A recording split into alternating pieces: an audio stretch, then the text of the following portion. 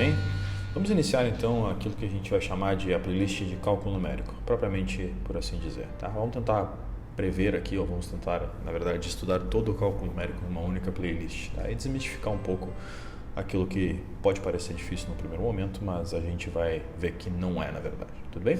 Para começar a falar de cálculo numérico, a gente vai falar de erros e aritmética no computador. É um episódio bem introdutório, bem simples, a gente vai simplesmente entender como algumas coisas funcionam dentro do computador, beleza? Mas para que isso funcione, eu preciso fazer algumas perguntas bem simples. Para começar, se eu perguntasse uma soma para vocês, quanto seria o resultado de 2 mais 2? Eu sei, não é uma aula do primário, eu juro para vocês, mas se a gente parar para pensar, 2 mais 2 me resultam, obviamente, no valor 4. O que eu estou querendo dizer com isso? Bom, eu estou querendo dizer com isso que se você perguntar para o professor de vocês, pode ser que seja eu, como está aí, tá? E se vocês me perguntarem quanto é 2 mais 2, é óbvio que eu vou dizer que é 4. Mas se vocês perguntarem para uma calculadora, eu sei, ela também vai dizer que é 4. Ou seja, 2 mais 2, pode colocar lá, ela vai te devolver o valor 4. Até aí, nenhuma novidade, beleza? Mas, se a gente começar a perguntar coisas diferentes, pode ser que eu responda uma coisa e a calculadora outra. Vamos supor que vocês me perguntem quanto vale raiz de 5. Bom, eu vou dizer para vocês que vale raiz de 5, tá? Sem medo de errar. Raiz de 5 vale raiz de 5, número irracional e ponto final. Mas se vocês perguntarem raiz de 5 por uma calculadora, ela vai responder para vocês algo mais ou menos como isso aqui, ou seja, 2,236067. Repare que tem 6 casas depois da vírgula, tudo bem?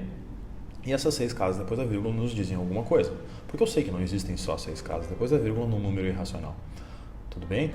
Em outras palavras, o máximo que eu posso conseguir dizer para vocês é que um número multiplicado por ele mesmo, vou chamar de x aqui, que resulta em 5 é a resposta do que vocês me perguntaram. E a calculadora ela vai continuar te dizendo que é 2,236067. Em outras palavras, ela vai dizer que existem um número finitos depois da vírgula, tá? Ou seja, nesse caso específico aqui eu dei um exemplo como sendo 6 números, tá bom? Bom, o que tudo isso quer dizer? Bom, quer dizer que o máximo que a calculadora pode fazer é, de repente, eventualmente, te dar um pouco mais de casas depois da vírgula, mas sempre será um número finito, tudo bem? Eu estou te dizendo uma verdade. A calculadora está te dizendo uma mentira. E alguém vai dizer assim, poxa, mas você não me deu um número preciso e tal. Mas é verdade, eu estou te dizendo, o número que multiplicado por ele mesmo resulta em 5 é a resposta que você quer. A calculadora não está te dizendo o valor exato, até porque ela nem vai ter como. Eu sei que é forte dizer, é um pouco exagerado, na verdade, dizer que é uma mentira, mas a verdade é que o número finito de casas não é o número exato. É mais ou menos aí que eu quero chegar. Eu preciso ter esse pensamento, esse raciocínio com vocês antes de qualquer coisa, para que a gente inicie bem o cálculo numérico. Tudo bem? Bom, então esse número finito, tá, que eu vou usar, ou que a calculadora vai usar, melhor dizendo, tá, é o máximo que a calculadora, dependendo da calculadora, pode te dizer. Nada mais, nada menos do que isso. Tudo bem? A gente sabe que existem tantas outras casas depois da vírgula, tá, ou seja, um número infinito de casas, e que esse problema é um problema bem mais sério do que parece. Ou seja, se eu perguntar a raiz de 5, eu vou ter essa infinidade de casas. Ou seja, eu vou até botar 3 pontinhos aí, porque não tem como representar todas para vocês. Tudo bem? Mas essa é a resposta correta para a raiz de 5, tá? Bom, continuando aqui, se a gente começar a fazer perguntas do tipo, tá bom, raiz de 5, você usou raiz de 5 como exemplo, e se eu quisesse raiz de 5 ao quadrado, o que eu teria como resposta? Bom, eu teria como resposta, vocês vão me dizer, 5, né? Porque afinal, raiz de 5 vezes raiz de 5, né, vai me dar 5. E eu vou dizer para vocês que não, se vocês estiverem usando números tais quais a calculadora respondeu para vocês, nós teremos um problema. Por que nós teremos um problema? Porque quando você pergunta para a calculadora raiz de 5, ela te devolve o que é um número finito de casas.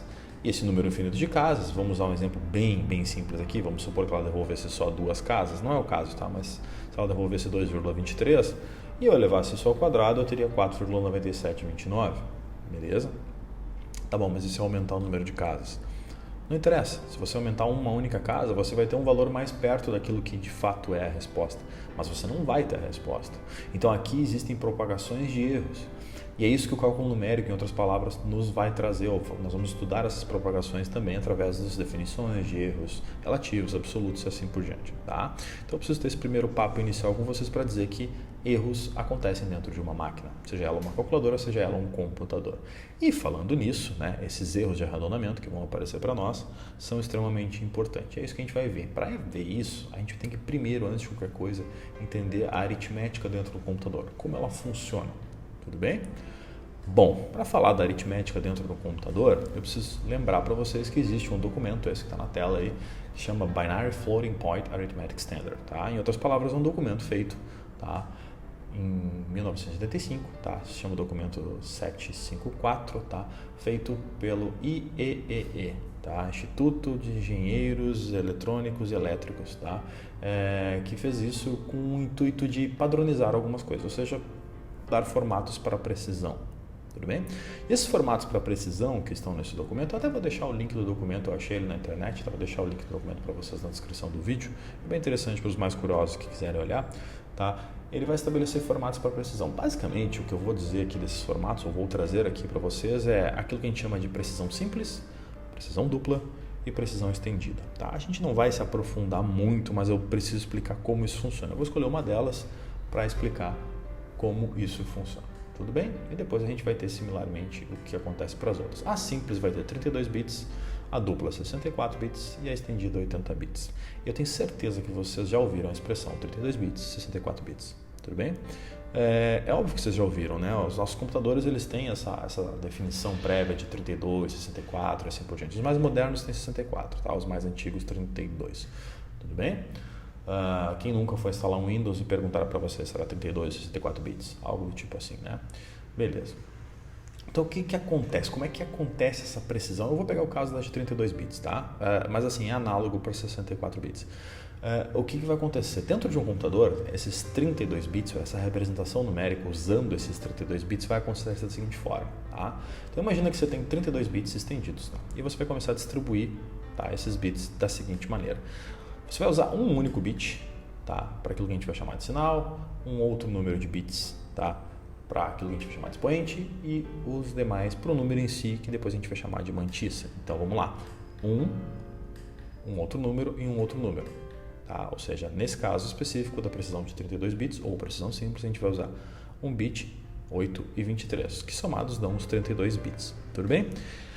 Acontece que esses bits, essas entradas, são entradas em bases binárias, ou seja, eu vou usar algarismos, tá, apenas 0 e 1, tá? Ou seja, a base é binária, a gente vai usar 0 e 1, tudo bem? Depois a gente vai falar no próximo vídeo de como transformar a binária para decimal e o contrário, não é hoje é só para entender como funciona.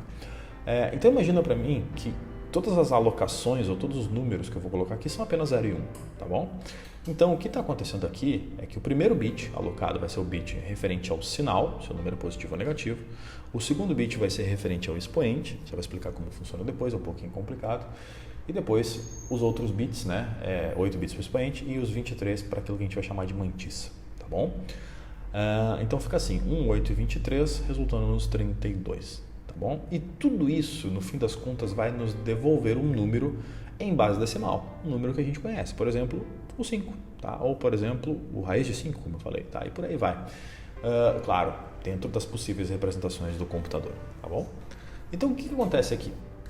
Vamos supor que o primeiro bit seja 0, que os outros bits sejam da seguinte maneira, como eu estou colocando aqui. Esse é só um exemplo, tá? Mas o que eu quero dizer é que as entradas são em base binária, ou seja, números usando apenas 0 ou 1, tá bom? Esse primeiro bit, que é o bit do sinal, é muito fácil de entender. Quando for 0, é positivo. Quando for 1, é negativo. Tá? Simples assim. O bit do expoente é um pouquinho mais complicado. Para entender ele, eu vou pegar aqui um número máximo de expoentes que eu posso ter. Como assim, professor? Eu vou imaginar que, bom, a gente vai falar muito de base binária, mas aqui eu vou um pouco rápido, tá? Vou imaginar que o número máximo do expoente pode ser aquele que eu vou preencher com todos com 1, tá?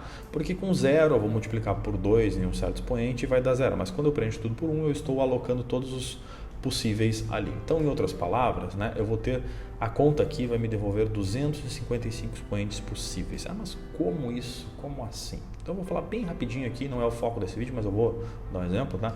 De como transformar isso em da base binária para um número decimal. A gente sempre pega da direita para a esquerda, multiplicando aquele dígito por 2 na 0, depois 2 na 1, 2 na 2 e assim por diante. Como eu tenho 8, né, a partir de 2 na 0, eu vou ir até o 2 na 7. Agora, repare que se eu tivesse zeros no meio, o número seria menor, tá bom? Então, o que acontece aqui é que esse é o número máximo que eu posso ter. E adivinha quanto dá isso? 255. É por isso que eu tenho 255 expoentes, tá? Máximos para ser representados aqui, no caso, evidentemente, da precisão simples, tá bom? Uma outra maneira que a gente pode entender, para entender como pode aparecer, até inclusive mais fácil, na verdade, para entender esse número máximo, é entender esse número que está bem embaixo, ou seja, 1 vezes 2 na 7, 1 vezes 2 na 6, e assim por diante, somado tudo isso, é como simplesmente uma soma, tá, de uma PG finita, tá, onde o primeiro termo é 1, basta olhar para o termo da direita, tá, depois a razão é 2, tá, e aqui simplesmente eu uso a fórmula da soma de uma PG finita e eu tenho como resultado 2 na 8 menos 1, que adivinha, resulta em 255, tá, então é uma outra maneira de ver a mesma coisa. Então esse é o número máximo de expoentes que eu posso representar aqui, tá bom? Bom, só que tem um detalhe. Esses expoentes devem inclusive ser positivos ou negativos. Se eu representar só expoente positivo aqui, eu não vou estar representando de uma maneira correta. Então eu preciso dividir aqui em um pedaço para expoentes negativos e um pedaço para expoentes positivos. Por isso a gente faz uma convenção, a gente vai de menos 127 até 128 e se vocês contarem, eu vou ter 255 expoentes possíveis, tá bom? Então essa é a faixa, né? O que no inglês a gente chama de range, é uma faixa de expoentes possíveis, tá? Para essa representação. Beleza? Tranquilo até aqui, né? Então é só para a gente entender como serão representados esses expoentes, tá bom? Então essa é a faixa que a gente tem usando 8 bits, tudo bem? Vamos para a mantissa. A mantissa nada mais vai ser do que um número em base 2 de novo, né? Base binária, só que tem um detalhe, que a mantissa a gente vai representar como 1, e aí vai vir a mantissa, ou seja, esse número que está aí, tá? Claro que esse 1, né, que eu representei vai ser 1 mais o número que está aí em base decimal. Como esse número está em base binária, a gente teria que, em teoria, transformar esse número para base decimal. Só que como é 1, então, ou seja, números menores do que 1, esse número vai ser menor do que 1, a gente usa uma representação em base binária, tá? Sabendo que o sinal é S, o expoente C e a mantissa é F, eu vou usar um exemplo não igual ao que está ali em cima, eu vou pegar um exemplo novo aqui, só para fazer mais fácil, tá? Fazer mais rápido, na verdade. Então, repare que eu tenho 1, 0, 1, 1, depois 3 zeros, depois 1, depois o resto 0, tá? Nesse exemplo que está aqui embaixo. O que eu quero dizer com isso? Bom, quando a gente for transformar isso, a gente vai usar, como é um número menor que 1, após a vírgula, a gente vai ver isso no próximo vídeo, como transforma com detalhes, mas aqui é só uma palhinha para entender. A gente vai fazer 1 vezes 2 na menos 1, depois o próximo dígito vezes 2 na menos 2, depois vezes 2 na menos 3. E é claro que 2 na menos 1 eu posso representar como 1 meio na 1, 2 na menos 3, 1 meio na 3, e assim por diante. Então, na verdade, repare que o primeiro dígito é 1, tá? Depois o próximo é 0, então teria ali um 0 vezes 1 meio na 2, ou 0 vezes 2 elevado a menos 2, como é 0, eu nem coloquei ali, então é na primeira posição, depois na terceira, depois na quarta e depois na oitava. Então por isso eu tenho 1 meio na 1, 1 meio na 3, 1 meio na 4 e 1 meio na 8, tudo bem? Então, claro, esse número 1 vezes esses caras, que me resulta num número, essa vai ser a mantissa. Nem vou colocar o número aqui porque agora não vem ao caso, tudo bem? Então, por que aqui é expoente negativo e antes foi positivo no cálculo do expoente? Porque aqui a gente vai pegar números menores do que 1, tá? Quando a gente for trocar a base lá, a gente vai ver que números menores do que 1 vão ser calculados da seguinte maneira, usando expoentes negativos, tá? Continuando, tá? Então a gente tem a ideia de como se representa esses números, tá? No computador, usando precisão simples e o número correto de bits para cada caso. Então, como vai ser esse número? Só para terminar, tá? Esse número eu vou usar o sinal S, o expoente C e a mantissa F da seguinte maneira. Então você vai imaginar que, bom, eu vou colocar a representação desse número decimal menos 1 elevado a S, e aí fica evidente que quando for 0 o número é positivo, quando for 1 o número é negativo, tá bom? Depois, 2 elevado a C menos 127. Por que menos 127? Porque é o menor possível. Então, repare que quando eu tiver 255, por exemplo, o máximo, eu vou ter o número na faixa correta, ou seja, eu tenho expoente 128. Tá? Então, assim, é só para definir, tá, a faixa correta. Então, a gente coloca C, que é um número já transformado, né, o número que era binário transformado para base decimal, menos o 127, que é o menor número possível. Tá bom?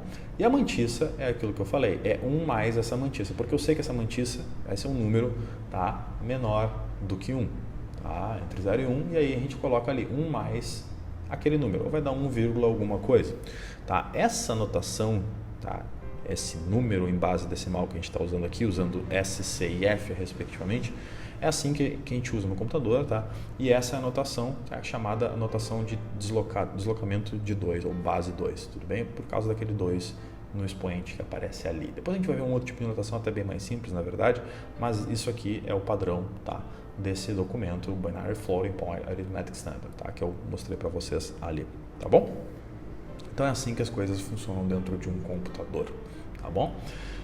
Para continuar isso, para entender melhor algumas coisas, a gente vai falar aqui rapidinho daquilo que a gente pode, daquilo que será para cada caso, né, de precisão, o menor número representável, tá? E o maior número representável, porque obviamente eu vou poder representar usando o número de bits, né, o menor número e o maior número possível, tá?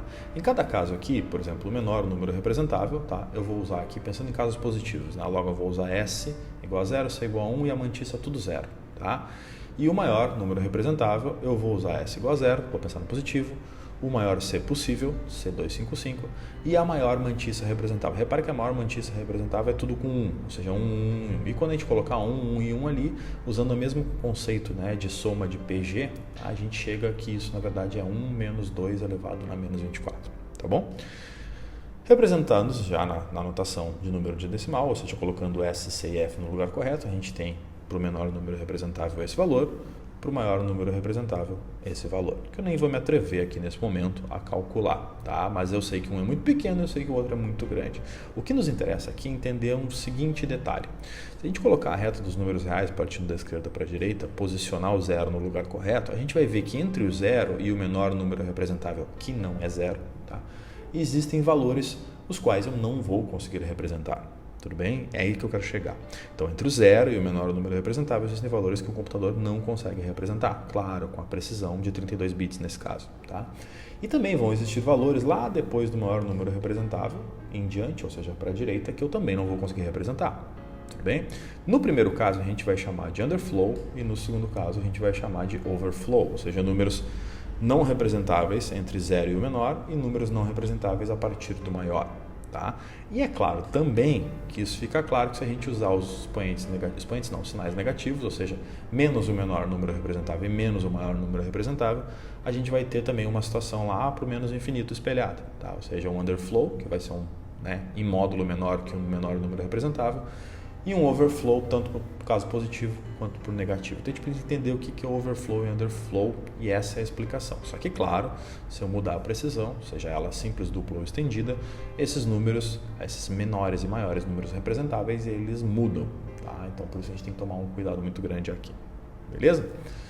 Bom, isso tudo que eu falei, né, é um exemplo simples para um caso de uma representação simples em 32 bits. Se eu tiver a representação dupla ou estendida, no caso 64 ou 80 bits, a distribuição dos bits é dada da seguinte forma. Tudo bem? Onde, claro, para o primeiro caso a gente acabou de ver que a representação do número decimal, usando já o S, C e F, é dada da seguinte maneira. Quando eu pensar na representação de dupla, ou seja, precisão dupla, 64 bits, o que vai mudar é aquele 1023 no expoente, porque é claro que eu vou ter 11 bits para C, tá? E esses 11 bits para C vão me dar um range ali de expoentes maiores, por isso que a gente tem aquele 1023. O que acontece também com a precisão estendida, que eu vou ter ali 16.383. Tudo bem? Como é que esse cálculo é feito? É de maneira análoga ao que eu fiz anterior ali para o caso da precisão simples de 32 bits. Tranquilo?